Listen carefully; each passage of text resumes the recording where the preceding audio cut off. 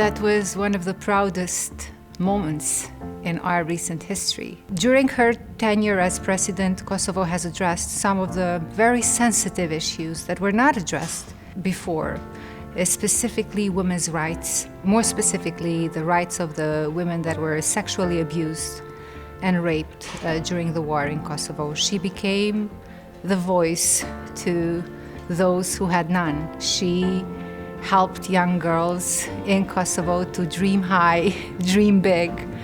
Sky is the limit if you work hard, if you're committed, and if you put your heart in it.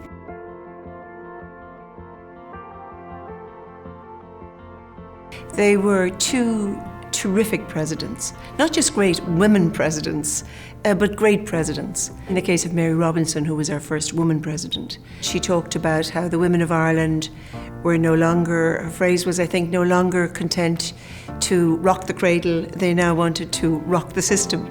Mary McAleese very much followed in that mode as well, both of them very, very consciously affirming the role of women and the agenda of women's empowerment. But I wouldn't want to pretend that it's a magic wand that solves all the problems. I would have hoped that in the aftermath of Mary Robinson's presidency, for example, that you might have seen an immediate upsurge in the number of women in our parliament. That didn't happen to any dramatic extent.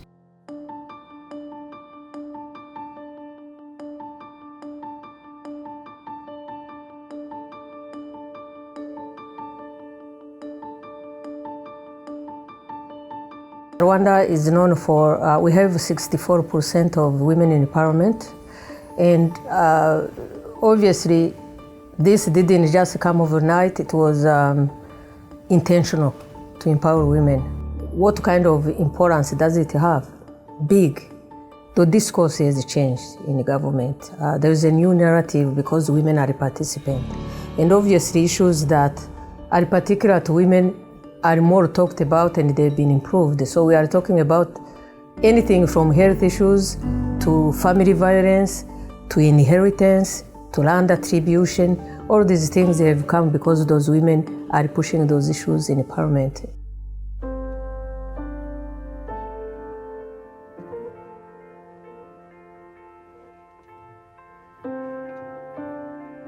We have a constitutional quota for women's participation in the parliament.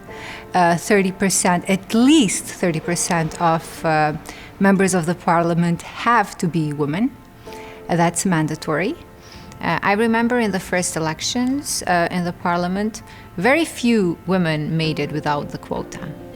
But now, every election cycle, more and more women are there, not because of the quota, but because of the votes they get.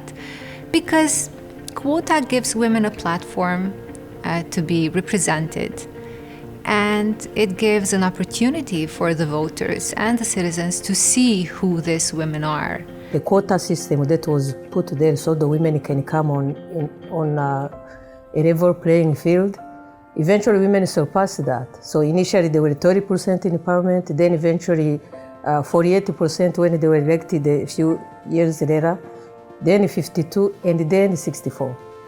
And as they perform, people look at them and say, we are going to select them because they are performing, not because they are women. So we start with the intention, and we got to that point where women now are predominant in government.